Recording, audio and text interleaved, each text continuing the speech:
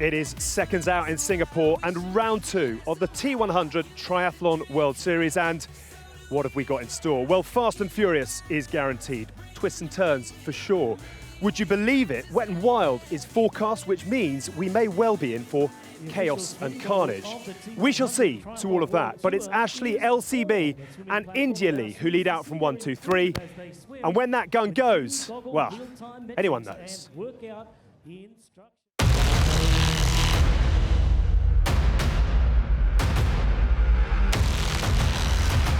Ladies and gentlemen, we have a race on our hands.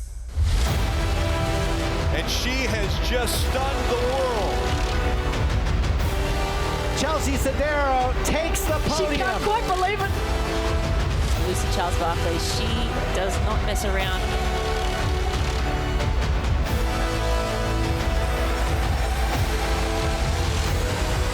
Ashley Gentle is back.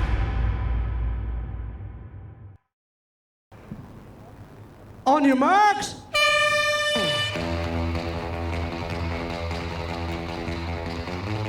And we're racing here for the second stop on the T100 World Tour in Singapore. Official water temperatures today, 30.9 degrees Celsius, air temperatures 32 degrees, and the humidity is hovering right around 60%. Because of these hot water temperatures, extremely hot water temperatures, the swim is officially a non-wetsuit swim. That means athletes are not allowed to wear wetsuits. Historically, this favours the stronger swimmers, of which there are quite a few in today's race. And we see probably the perfect example of that going right to the front of the race here in the pink cap. That's Lucy Charles-Barclay, the world's best swimmer in female triathlon, definitely here on the T100 World Tour. And she's done exactly what she always does. Goes straight to the front of the swim and starts swimming hard from the start. I'm joined here by Belinda Granger in commentary. We'll be joined by Jan Frodeno in a second. Belinda Granger, what do you see here at the start of the swim? Well, exactly what you said. The two Lucys taking control very, very early on. We see it time and time again. We saw it in Miami. Good thing about this race, obviously, Lucy Buckingham, she was unfortunately quite ill going into Miami. We know that she is very fit and very healthy, so it's going to be great to see the two Lucys and just see how much of a lead they are able to get on the rest of this group. We know Lottie Wilms is also from the Netherlands, is also racing. Very, very strong swimmer. I spoke to her earlier this week, and she is adamant that she is going to try and stay on the feet of the two Lucys. Last year here in Singapore, we saw Lucy. She was swimming with Sarah Perez-Sala, and she wasn't quite as fit as she would have liked to have been at the race, and surprisingly came into T1 with Sarah Perez-Sala in front of her. But here we are, only a couple of 100 metres into the swim course, and she's actually established a little break by herself instantly.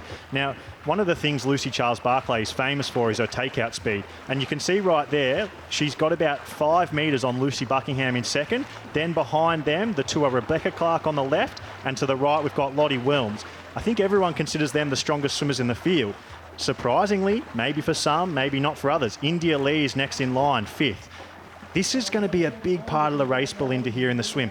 Does Lucy Buckingham get back onto Lucy Charles-Barclay's feet? She's nearly there. She's hovering right around there. If she gets them, she'll be there to T1. If she doesn't, we might see Lucy Charles come into T1 by herself. And then what happens with this back group? Do Rebecca Clark and Lottie Wilms establish a little group of themselves? Can India Lee sit on it? Does it become a big working group? Look, all valid questions there, and I think the most important thing for today's race is definitely going to be the conditions. Now, while I would love to see Lottie Wilms and Rebecca Clark make it into the front group here, and that would be an incredible group of 4 heading into transition. It's really difficult you really need to try and keep that temperature to a minimum. We know that your body temperature is going to continue to climb as the longer the race goes on. So really important for these women to be very, very strategic with their racing today. And they don't want to get that body temperature going up too quickly, too early, because you know what that's going to spell for the run. It's going to be absolute chaos. Looking at Lucy Charles' rankings as opposed to everyone else in the T100 Tour, the fastest swimmer, the fastest bike rider and the first fastest runner in this race. I think something interesting here is just how easy Lucy Buckingham has started to look. It makes me think that the water conditions being so hot maybe have slowed the pace down. Lucy Charles-Barclay has a very fast turnover and always looks like she's swimming very fast, but yeah, surprising just how easy Lucy Buckingham looks on her feet there. And then Rebecca Clark also looks amazing. She's got a new coach. We don't know what form she's in this year. I mean, it looks pretty promising early.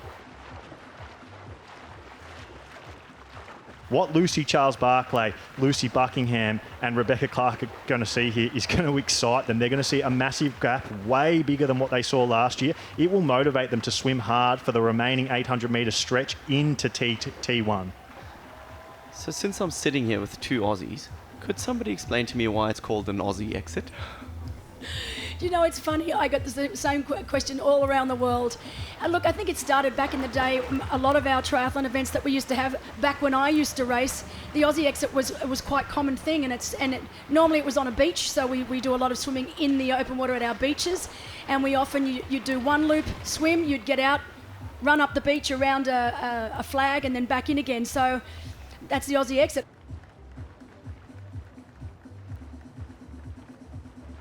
I'd say that's a little group, and probably the first group of chasers that have big favourites in it.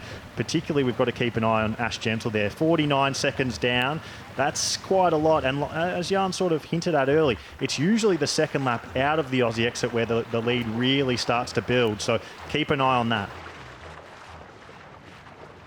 As we see them preparing now for T2, there's a significant gap that's been created. But I think in terms of how you place the swim, also Lucy looking like she's easy, but not taking the lead. I mean, you know, this is Buckingham, I mean, of course, Lucy Buckingham.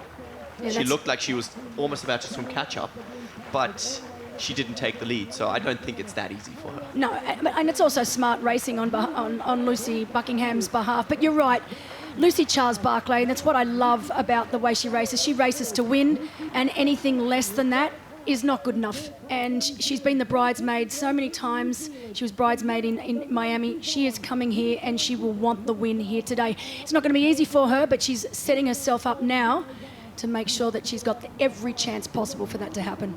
Look at this gap. That is huge. That's huge. I do think this is the biggest gap we've ever seen in a PTO or T100 race, female race. I think actually probably the biggest gap we've seen in a men's or women's race in T100 history. It wasn't the fastest swim ever, which speaks to the conditions. Now, it wasn't the fastest swim ever, and they've got a huge gap. Like, it's over a minute, maybe even a minute and a half slower than what they were at Miami only a few weeks ago. But I guess that speaks to the hot water conditions being 30.9 degrees Celsius.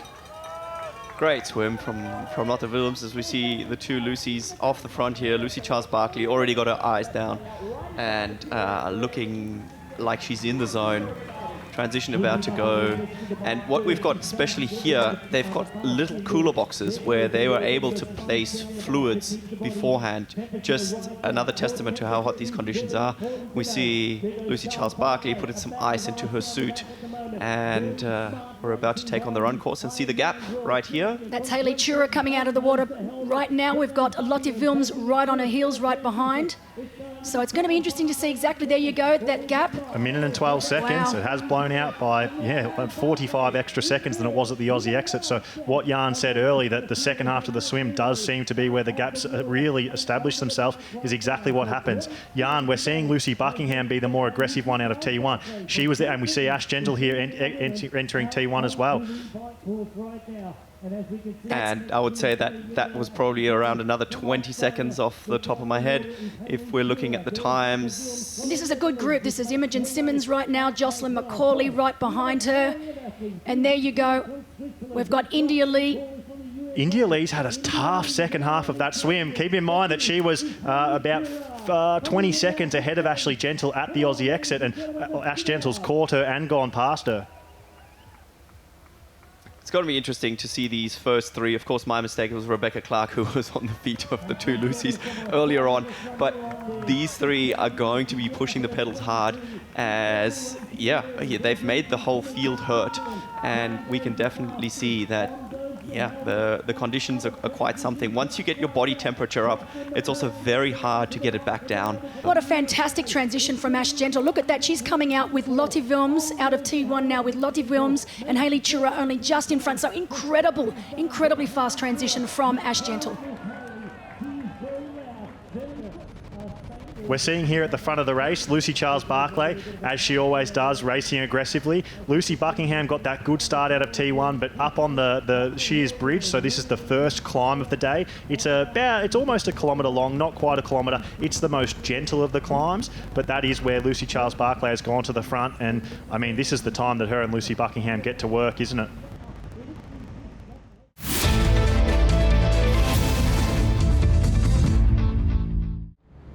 This is what I love about Ash Gentle. She's so level-headed. She's got so much patience, and her years of experience are coming through. She won't do anything silly now. She'll just get back down in the error bars, and she will just slowly but surely start taking some time.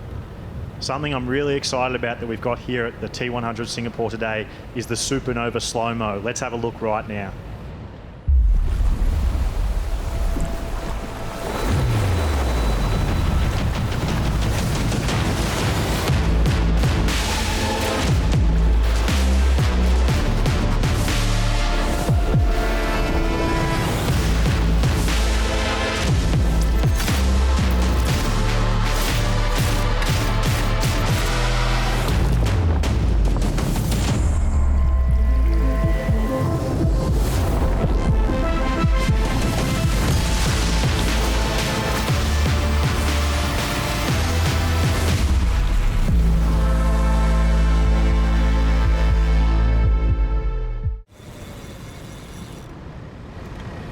This is Chelsea Sodaro.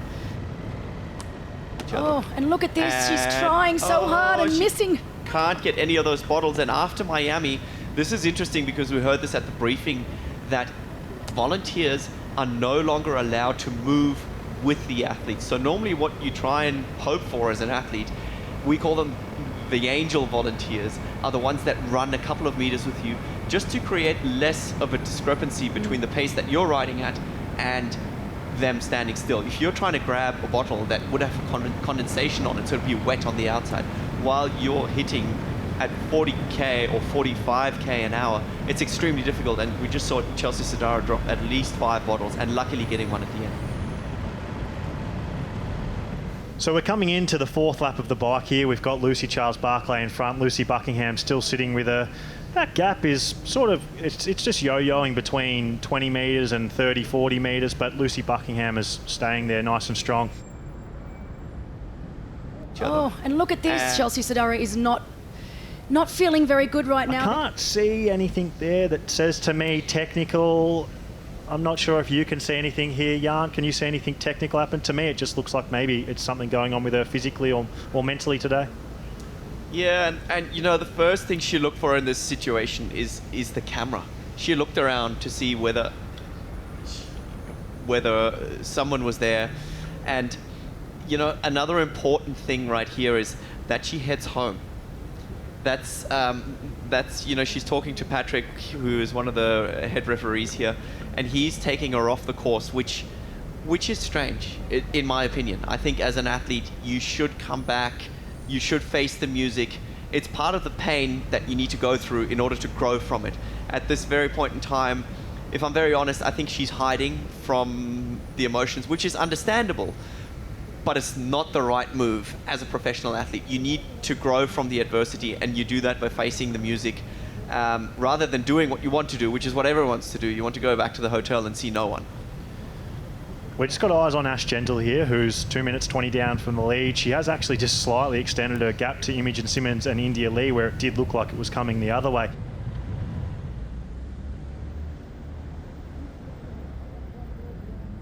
So for the first time the whole race, are we seeing Lucy Buckingham come to the front of the race and make the pass on Lucy Charles? She's come into the draft zone, so she has to.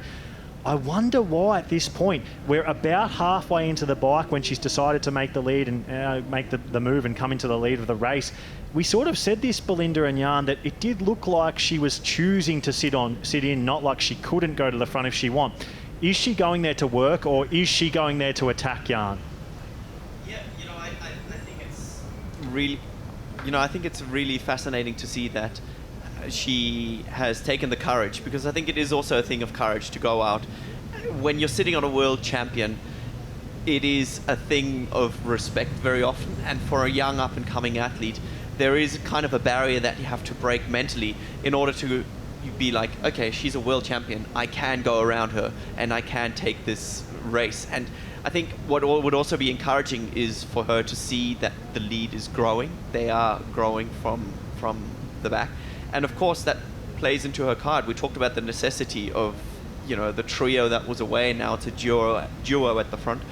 And I think Lucy Charles-Barclay would just be absolutely reveling at the fact that she's got some help here. I went for a run yesterday in that torrential rain, and it was actually quite pleasant. I went for a run this morning in the hot, steamy conditions, and it was a whole different ball game. So if it does start to rain on this run, I'm with you, Jan. I think it's going to be a blessing in disguise for these athletes today. If it starts to run before they get off the bike, then that could be chaos, because it is a very technical bike ride. I would not want to be riding this bike if there was a torrential downpour. And it's also, if it gets to that point where it hasn't quite rained, but it's about to, that's about the point where conditions are at their absolute hardest. So it's such this knife's edge. And like Jan said, we are like teetering on the verge of this race just not being able to go ahead because of how brutal the conditions they are. Like, they're right below that point where we're still allowed to race. The water temperature, it was only allowed to be 31 degrees. It was 30.9. Lightning, it's 15k away. It's only allowed to be 13k away. All of this, it just speaks to how crazy this place we are is. We just quickly have a look here at the time gaps given to Lucy Buckingham and Lucy Charles-Barclay. So now they definitely know that Ash and Indy are 4:15 back. That's such good information for them and positive affirmation for them to keep on pushing as they are growing that gap. We're just having a look here. Lucy Buckingham appears to be cramping potentially. No. Something's going on here. We need to get a bit of a close-up of this. It looks like she's trying to stretch out a glute or a hamstring or a quad, particularly maybe on that right-hand side. Jan said it before, at any moment you can cramp on this race and you have to go, it's the left hammy. Left hamstring has cramped on Lucy Buckingham there. We saw Lucy Charles-Barclay go around in front of her. It's exactly like you called, Jan. This is the jeopardy of racing in Singapore. It looks like everything can be going well. Everything looked like it was going perfectly for Lucy Buckingham. Her partner Coach Mark, refused to say anything before 10 kilometres to go in the race. We're seeing now why. But look at that. She's just, it can happen at any moment, any time. We've seen it happen with Christian Blumenfeld here before. But all she needed to do was just stop pedaling, stretch it out, be patient, don't stress, don't get upset about it. And look, she's already back on track. But you saw that Lucy Charles-Barclay took that opportunity immediately to take the lead, to keep that pace going. But it looks now like she's got it back under control. But yep, as Jan said, welcome to racing in Asia. As we have a look at Els Visser attacking up here up the climb, she went straight past India Lee there. And it's funny, because she went around her and Lucy Byram stuck with her, we saw that sort of drag her past India Lee as well, and India Lee be the one to fall back. This group here is now really interesting as to whether Els Visser goes to the front of it and actually helps them bridge the gap, and Ash Gentle and Imogen Simmons therefore get a little bit closer to Lucy Charles-Barclay and Lucy Buckingham out in front, or whether she just goes straight past them and they can't hold on. Lucy Charles-Barclay here, she's got her feet out of her shoes, she's entering T2. She's broken Lucy Buckingham that little bit at the back end of the ride. Now she probably in her head isn't thinking about Lucy Buckingham. Thanks for the companionship, it was great. Her head now goes to, when can I see Ash Gentle? When can I see Els Visser? When can I see Lucy Byram? Imogen Simmons? She's going to hit T2 here. She's going to really try and aggressively attack T2. We know she always does. She did at Miami. She's going to do it again here. Then she gets out onto the Marina Bay sands. She'll settle into her race pace, not far into the run. She gets her first look at her competition. I just saw Jan, big shake of the head there as Lucy Charles-Barclay came into transition. You did notice that she came to a complete standstill. It is the rule that you are not allowed to be on your bike when you roll across that red line. Obviously, that is the dismount line. You must make sure that you are off your bike before then. But Jan, you were not happy with Lucy Charles-Barclay's dismount, were you? Well, yeah, I mean, let's be honest. The two ladies are transitioned in the same moment, simply because she chose to stop and then lift her leg over the saddle, whereas Lucy Buckingham would have probably jumped off her bike. But they're little things, and I love the effort she puts in, and I really enjoy how hard she fights for it. And then there are little things that that will be 5 seconds or it feels like 5. Maybe it's only 1 second. Anyways, I complained about this in Miami in terms of a cornering. She's cornering fantastic. So by the time we get to San Francisco, She'll have that transition we'll be sorted. seeing all those extra seconds add up. And, you know, these first steps, I think, right now in the athletes' minds, they are very telling. These girls are flying out. Look at Ash Gentle, Ash Gentle looks great. You have to say incredible. she's coming straight around Elsvisser, making her mark on this race. But I think, you know, between these two girls, there's certainly a strong chance of, well, one of them's definitely going to make a podium, but maybe even both of them. We'll have to see. I mean, we're not even 4K into the run yet as we see them make the pass. Ash Gentle's going to see that she's gained that minute. She's going to be able to tell that she's bridging that gap to Lucy Charles-Barclay. And Lucy Charles-Barclay, Jan, is going to see, look at that, you saw that Ash Gentle just eyes on her, prey versus predator type stuff going on there. Lucy Charles-Barclay would have seen how fast Ash Gentle was moving. It's this woman on screen right now, Anne Reichman, having one of the fastest runs on screen. So Anne Reichman really racing well. We know that she's a solid runner, very good bike rider. But both Elsvisser and Anne Reichman, I think these two women are definitely a chance for the podium. As you can see that Ash Gentle now just overtaken Lucy Buckingham. We knew it was inevitable, but it has finally happened. And now we know Ash Gentle is on the hunt for the only Lucy left in front of her, Lucy Charles-Barclay. And we are seeing for the first time in today's race, since very, very early on in the swim, the gap is under 2 minutes between Ash Gentle and Lucy Charles-Barclay. And every 100 metres that goes past, Ash Gentle is covering. The percentage of max heart rate's very interesting here. Ash Gentle is 1 minute and 43 seconds down behind Lucy Charles-Barclay after 7.5 kilometres, and she's running at 90% of her max heart rate. Lucy Charles-Barclay, very similar at 87% of her max heart rate. I don't know what's a bigger result, Elsvisser finishing third or Lucy Buckingham finishing fourth. Like either way, whoever gets the podium, whoever finishes fourth between those two, or if Anne Reichman can catch them, even then, top five for these two women in Lucy Buckingham and Elsvisser is huge. Like, without question, one of the best performances of both of their careers, if not maybe the best, very close too. Oh, here we go. 20 the seconds coming in. 20 seconds it is between Ash Gentle and Lucy Buckingham. We were talking at the start of the run. Is 5.5 minutes enough? There's not. It's 5 kilometres to go, 4.6 kilometres to go, and she's there within striking distance. What do you think she's going to do though, Jan, once she catches? Yeah. What? Let's have some bets, boys, before it happens. Will she put a surge in? Bum tap. Yeah, here Like we a go. little bit of a bump Is tap? it coming? Hey, Jack, it's a little bit like that tap that Sam Long gave to Sam Laidlow. Is there going to be No one? love lost. Nothing. Not no a thing. love lost. Wow. That is just all business from Ash Gentle. 4.1 kilometres to go. She makes the decisive pass of the day. In triathlon, in conditions like this, you usually make the pass and they don't go the other way. Once you make the pass, they're usually done. Ash Gentle didn't just make that pass, she made the pass and she pushed and she just turned her head back and had a look. That's a sign she definitely put in a surge, and you saw it. That's 25, 30 minutes already. As we see the next pass, Elsvisser has finally caught Lucy Buckingham, but as we say, you know, this is a situation, everybody here is winning in this shot. Everybody is still going to be ecstatic over. I think Elsvisser getting a podium is absolutely huge if that remains that way. And right now, this is a beautiful moment as the smile hits her face. She's on the finishing straight. Ashley Gentle, a two-time PTO Open champion, her debut T100 World Tour race. As she gives some high fives, tears up, crosses the line. Her first ever T100 World Tour Series victory. 5 minutes, 30 seconds down out of T2. She's done it. And what a smile. You know, you were right. Right before, I think when it just hit, you did see that wave of emotion come over Jan, and there were almost tears. But then once she came into that finish shoot, when she saw that tape, high-fiving the crowd on the way down, and that big, beautiful smile of hers. Still a fantastic race from Lucy Charles-Barclay, but she just wasn't fast enough on that run with the fleet-footed Ash Gentle. Grateful for every supporter that's out there to come and cheer her on. I mean, she is definitely one of the crowd favorites.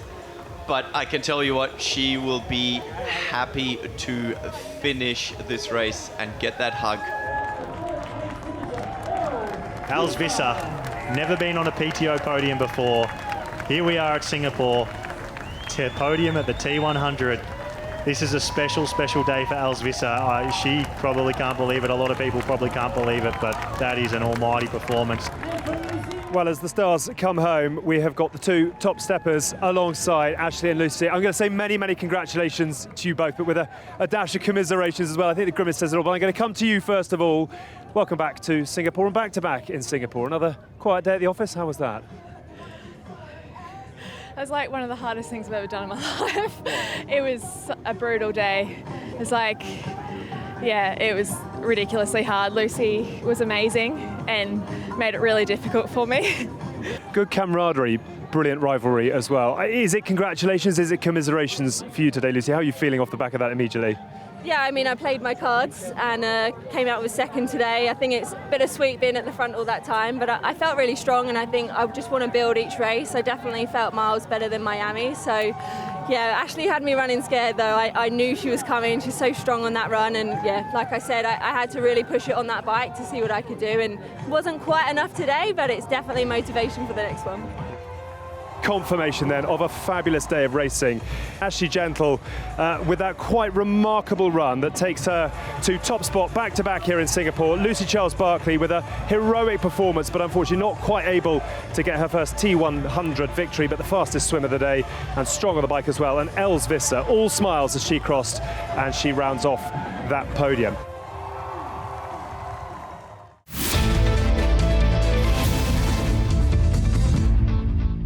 Singapore is where the East meets the West. It's where money talks. It's where high rollers gamble. And it's where the skyline rises high and history runs deep. And this weekend, all those ingredients and more go into triathlon's melting pot, with over 2,000 competing in the various age groups. But now it's time for the men's T100. And if Miami was the warm-up, this weekend, these athletes step into an Asian furnace that can burn very hot.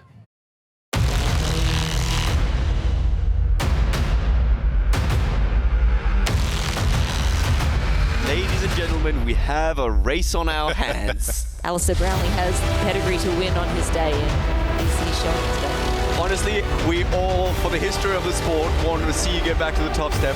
Jason West, the best performance of his career. He is coming in second place. It is a massive prize for Jason West. Magnus Ditlev, the first ever winner of the T100. On your marks. 1, 2, 3. My baby don't mess around because she loves me so, and this I know for sure. But does she really? And we're away. The Singapore T100 in our elite. And we're racing here for day 2 at the T100 World Tour in Singapore. Official water temperature today, 30.9 degrees, same as yesterday. Air temperature, 31.6 degrees Celsius. The humidity a little bit higher than yesterday at around 70%. Because of the hot water temperatures, the swim is again officially a non-wetsuit swim. That means the men are not allowed to wear wetsuits today, just like the women yesterday. I'm here, joined again today by Belinda Granger. Belinda Granger, day 2, here we are. Very, very exciting. Look, first thing I've noticed about today, Jack, the temperature change.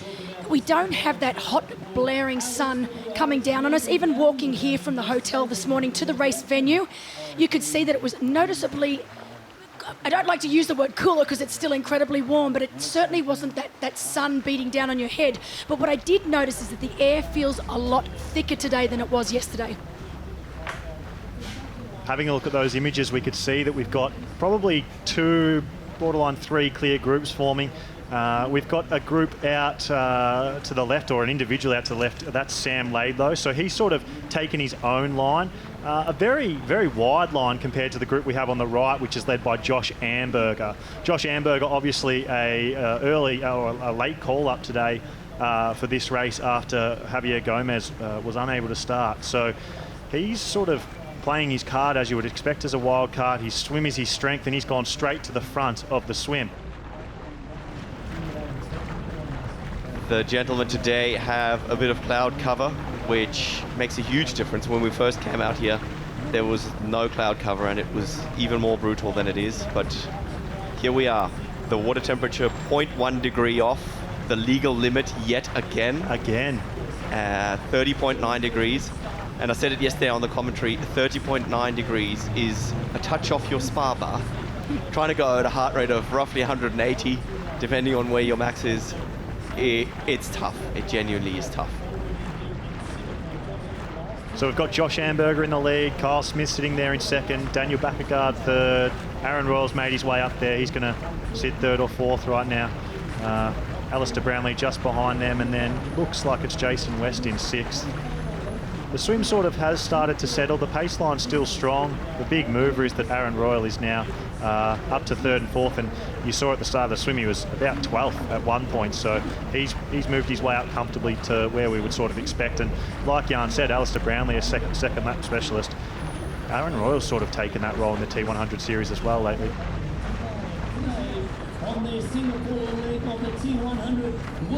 So they approach the Aussie exit as we saw yesterday. It's a little bit of a battle to get up that little soft climb out of it. Josh Amberger leads us out. Aaron Royal second. Kyle Smith's there in third in the white suit, usually in the black.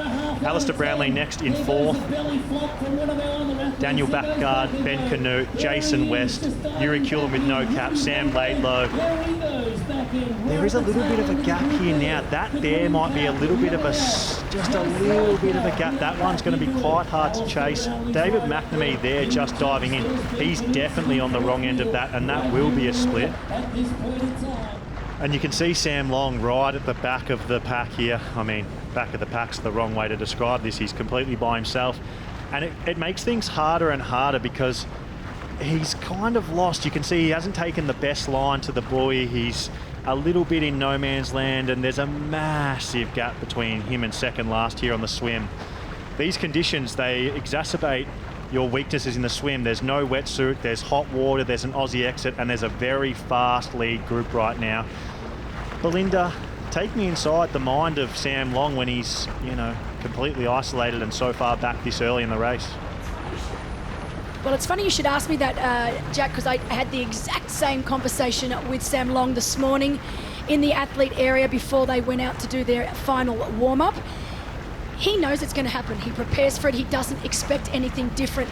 And he said, I fully expect to come into transition with a 3, 4, maybe even 5-minute deficit today. And it doesn't seem to faze him. He seemed to have his head really firmly on his shoulders today. And as I said, as long as you're prepared for it, it's not a shock. He just needs to get on that bike and just start hunting them down one by one. What is going to be interesting today, though, it has started raining out there. Now, we had a dry day for the women yesterday, so it was never an issue. It has started raining out there. All of the men racing have decided to go with pressure in their tyres for a dry race. If we do have a lot of rain come through, that is going to make that ride really, really tricky, and it's going to mean that athletes are going to be less likely to take risks. So maybe a good thing for Sam if that front pack doesn't end up taking it out as hard as they would normally do. I still think these 11 men are going to come into transition as a pretty compressed group. They are, but I'm telling you, there is no way in the world when they come around here the next time on the bike, which is on the first of 8 laps, that there will be 11 of these gents paired together. Here we go, transition 1. Show us what you got. So we've got Aaron Royal taking charge out of the swim. Josh Amberger riding his feet, wild card late call up. I mean, does he be aggressive here out of T1? Kyle Smith, like we talked about, choosing the white suit to make it a little bit cooler. Alistair Brownlee there as well. Daniel Backegard next out. Ben Canute right on his feet. Jason West, as we talked about, an established front pack swimmer. Directly behind him, Sam Laidlow. It is then Mick Canute. We saw how aggressive Mick Canute was out of T1 here last year. He took the lead with Christian Blumenfeld, Peter Heinrich as well. We then did have Kasper Stepniak and Yuri Kulin right on his feet. This is a massive group, and contrasting it to the women's field into T1 yesterday when we saw the 3 women in Lucy Charles-Barclay, Lucy Buckingham and Rebecca Clark, this couldn't be a different story for Linda Granger. It's incredible. And what about the power in this group? And great to see Jason West having such a strong swim. He is right up amongst it all as they head towards transition. Now, as I mentioned earlier, there was a little bit of rain. Let's hope that it doesn't eventuate and that they have dry roads, because as you've mentioned, really quite a technical course, Jan, and you do not want to ride this course hard if it is wet. Well, that depends on who you are. I spoke to Alistair Brownlee, true. and he was begging for rain because he loves did you see that? Yeah, did you Alistair see just that? throwing the bucket of ice over his head. He doesn't even bother being measured with it. He just takes the whole thing, throws it over his head. And we see Daniel Beckegaard shoving some ice down the front of his top, which is of course legal. The bottles are not legal, but ice is legal at these races. So there we are playing with the rules, because one is considered an aerodynamic flaring, the other is considered for cooling. And Sam Laidlow making the pack. There What's you go, happening the with mark Daniel of a Beckegaard? champion. He Daniel decided Beckegaard to went drop pretty- his socks this time, and he is ready to go. The last but not the least, this we can be sure of, Sam is going to fight to the line. And Well, get your stopwatches ready. We know from Miami he was last out of the water in Miami, and he was able to make his way all the way up into second place, which is, I still think it's unbelievable, but it's going to be a hard task for him to do that here today in Singapore as we get our first shots of that enormous group. All right, get your stopwatches out. Sam Long has touched land. So we know that 350 is an attainable gap for Sam Long. If you want to take part in the Singapore Spectacular, then you can in 2025, and you can get 35% off your entry when you do so. All you need to do, point your camera on your iPhone at the screen at the QR code, take the registration link there, sign up 2025, join us here on this brutal but beautiful course.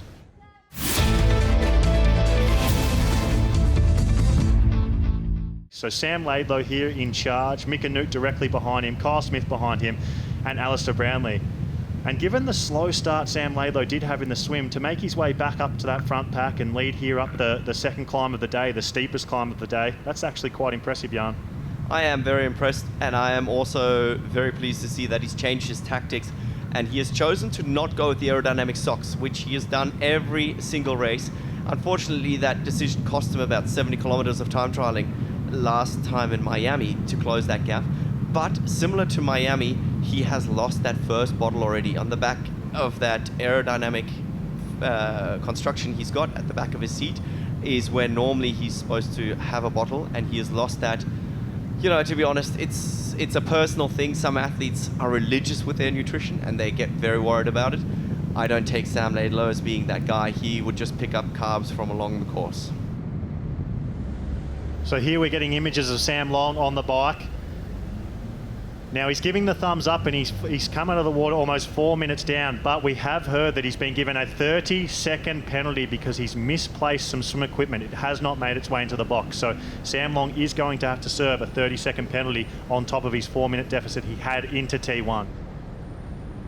Yuri Kulin moving his way to the front. Who would have seen that coming? Kyle Smith's in second. Sam Laidlow off to the right in third. Mika Newt there looking behind him in fourth. Jason West and Alistair Brownlee are then in fifth and sixth. We've got Kyle Stepniak at the back. Then we've got Aaron Royal and Peter Heinrich. This is a very compressed group of 10. They are super close up this steep climb. This is probably the steepest and hardest climb on the course.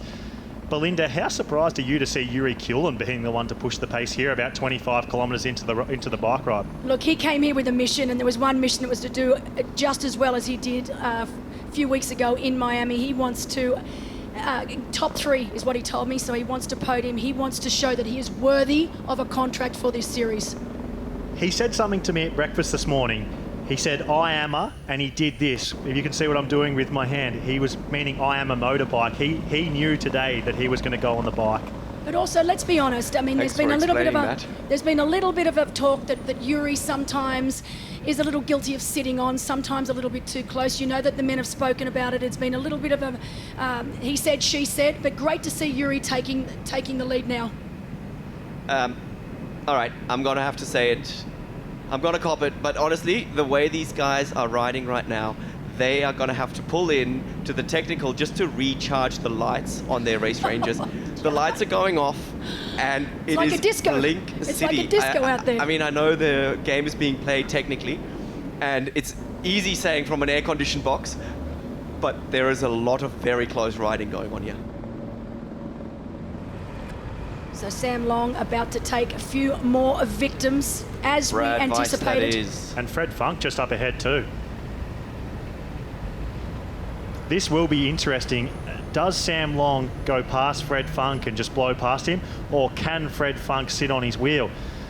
This seems like quite an awkward position here for Fred Funk. A lot of us would have seen the deficit he had out of T1 and thought, okay, he'll just ride across to that front group, but doesn't seem to be happening. He does seem to be going a little bit backwards, and Sam Long has got right up to him now. So a big moment in Fred Funk's race. Can he sit on him? Can Look Sam at Long that. take him He's to the not front? even attempting to. Look at the difference in their cadence. You can see that Sam Long is really attacking this climb up over the bridge here, while Frederick Funk sitting down in the saddle, low cadence, not really looking like he's pushing the pedals at all. The biggest news of the day, Sam Laidlow is now out of the race. He has stopped his bike and he has stepped off the course. So we know it was right near the turnabout, right near transition, that he stepped off the course. Ben Canute has also fallen out of that lead group, so down to 9 athletes. Jason West is just teetering on the back of that group. I said that this would be the case. That, oh my gosh, I knew it would start to fall apart. But we still have Jason West just teetering off the back. We've got this man, Yuri Kulin. He's the reason that this is happening. He is riding so incredibly well off the front. We know that it's down around 13 to 15 seconds now back to Ali Brownlee, and an extra 21 to Mika Newt. So this race really starting to open up. As you see Brownlee on screen now, that gap has really opened up between him and Yuri Kulin. Yuri is definitely putting down the hammer. I mean, he's gone on that little out and back bit, and we're only just now starting to see the chase group of 6 who are coming in from behind, and the gap looks like it's blown out to a minute, a full minute. I'm not sure I would be confident giving this man a minute going into a run course, as he's very smart. Oh, slowing down here to try and grab the bottles. Oh, no. Chelsea from yesterday. He didn't get one. Redemption for Chelsea Sodaro. Right down 4 bottles. That was despite slowing down. He's got a little bit of something left. That's unfortunate, but you know, because it's so hot, all these bottles have condensation. Yes. And they're hard to grab. To get. See that red light flashing just at the back of Carl Smith's bike, and that's the race ranger telling the rider behind that he's just sitting a little bit too close. If I was that official on the bike right now, I would be having a stern word to all of them. And that's the whole idea of Race Ranger. It gives the officials that visual to see, okay, are they within that 20 metres, are they outside? But that red light being on, that's a dead giveaway. So I would be giving each and every one of them a stern warning and saying, if you do not push back, you will get a penalty. We know that it's a 3-minute penalty if they are done for drafting, but no more playing nice. We are over halfway through. We're almost, 20k to go left in this bike ride. These men know what 20 metres is. They've raced it before. The red lights are on. You move yourself back out of that draft zone. Yuri coming into transition on his own. Jan, you talked about Lucy Charles' transition yesterday. How does Yuri Kulin look? That was perfect. Oh, that was looking very smooth. He was prepared. He would be relishing in the fact that he's off by himself. And he actually looks very smooth. He looks like he's in control. He's very coordinated. Yep, that's another sign, that you get your bike racked without any problems. He's putting on the socks here, which you really want to do in these conditions. Make sure you don't blister, which you would pay for on the last kilometers of the run. But this is actually his discipline. This is where he was expecting to shine, and he is out in the front. He looks good. He looks determined. Great. And he has got a tailwind with him right now, mentally as well, being off the front. Great work. I can only tip my hat as he takes off, and Here we go. We are on to the final 18K. And I'm really impressed. We have 3 laps here today. Here we go. That chase group is in. We've got Mika Nut, Kyle Smith, Alistair Brownlee. Casper Stepniak then yep. Peter Heinrich. Jan, talk us through their T2s again. You're the T2 wizard. All right, here we go. It looks like everybody is off to a smooth transition. Oh, Alistair Brownlee have a little bit of a fumble. Oh, he's dropped something. Somebody has dropped something. That's Casper Stepniak. That's Casper Stepniak. Should be hugely unfortunate, but I think he won't be penalized for that. He went back and got it. Alistair Brownlee wrecking his bike right here. And let's see, because remember, he spent all his ice on the first transition zone, so he's got nothing to cool him down right now. Mika Nut, as I mentioned earlier, he was the only one riding with socks, which is why he's got a significantly faster transition right now. Everybody else would have to put on socks. Oh, no, Alistair found more ice. He's gone back to the bar. As Mika Nut is already heading out, Alistair is still cooling down. Oh, Yuri looking like the Terminator. Let's see if we have any relative speeds. I mean, Lucy looked strong as well, running out of transition yesterday, but he looks good. He looks in control. Leading into T2, Alistair Brownlee, a small problem which our slow motion cameras have caught. All right, so he's got to get a foot down before the red line, and oh no, don't, oh my, oh. But is his foot on the line? Oh wow. It's 30 seconds. 30 seconds is not the end of the world. He's angry right now. But Alistair, if there's ever anybody who could turn anger into speed, that's Alistair. I mean, sad to see, because, you know, we're talking about centimeters here. He missed centimeters getting into T2, but he's just been passed by Peter Hemerick because of that tiny mistake. It's almost annoying how good Yuri Kulin looks. He just... A year ago, not many people in the triathlon world even knew who Yuri Kulin was, and here he is leading the hardest T100 race in the most brutal conditions and looking, yeah, amazing doing it. Well, we heard the pre-race interview. Not to call it early, but I can't wait for the post-race interview. He's going to when go he nuts. really blows things apart. Let's wait and see, but right now we've got Alistair on screen. Oh, and look right behind there, Jan. You can see Sam Long. Oh my Sam goodness. Long is storming. Sam Long just got to the shot. That is amazing. Remember, he's still got 30 seconds to serve, but the way he's moving, again, fitness plays such a huge factor here. And Sam Long would definitely be one of the fitter athletes out on course. Do you think there is a situation where Sam Long doesn't know he actually has a penalty to serve? Yeah, I wondered the Surely same someone's got to tell him. Surely someone is allowed to tell him. I would love to know, but...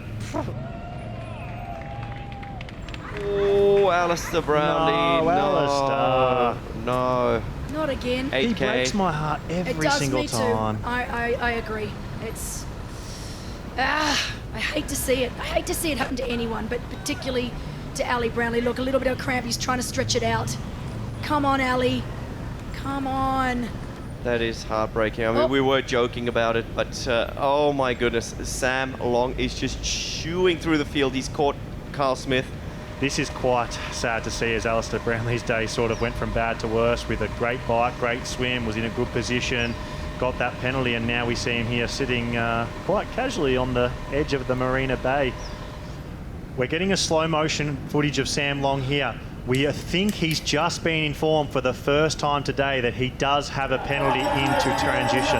30 seconds, again, just to remind you, that swim skin that you see, it needs to be in the swim box. It's not, it's outside of the swim box. It is that swim skin which is the cause of his 30-second penalty. But I don't think Sam's worried about these two guys. He had his eyes on the prize, and all he wanted to do is see Yuri Kulin's heels, which no one has done yet today. But he bolts right past Peter Heinrich again. And we see Yuri Kulin hit the blue carpet for the final time. 4th place at Miami less than 4 weeks ago. An underdog to many, but in Yuri Kulin's eyes, he came here to win, and win he has. The most impressive performance in Yuri Kulin's young career. He crosses the line. He has won the T100 Singapore, the biggest win of his career. He collapses. I can't believe it. He told us all, though, this is no surprise to him. Absolutely incredible. And you look at him, look at that face. He has given it absolutely everything that he had today.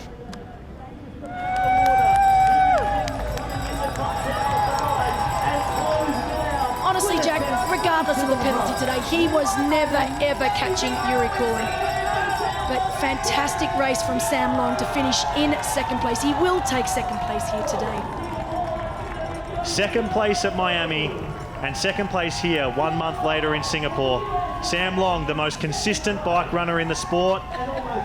Do you think he's happy? I think he's happy. Slam dunk over the finish line. Sam Long, the fastest bike runner in the T100 World Tour.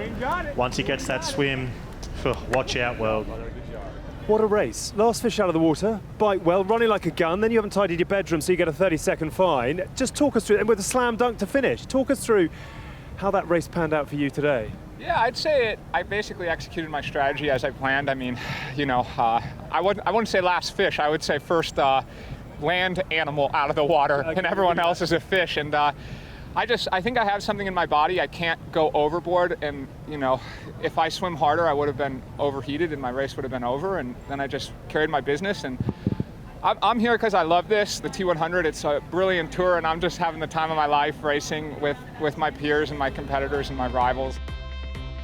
Let's just confirm the race standings for you, and when Yuri gets the chance to bring himself out of the medical tent and to have a little look, not just at this, but also at the overall standings, he is going to be one very, very happy boy, because he comes home here in brutal conditions in Singapore to take the win in the 2024 Singapore T100. Credit to Sam Long, last out of the water, but so good on the bike and so good on the run as well. Factor in as well that he had a 30-second penalty for not putting his swimsuit into the box, and Peter Hemerick it is who rounds out the podium. From all the team at the T100, thank you for your company. We'll see you very soon. Have a very good week. Bye for now.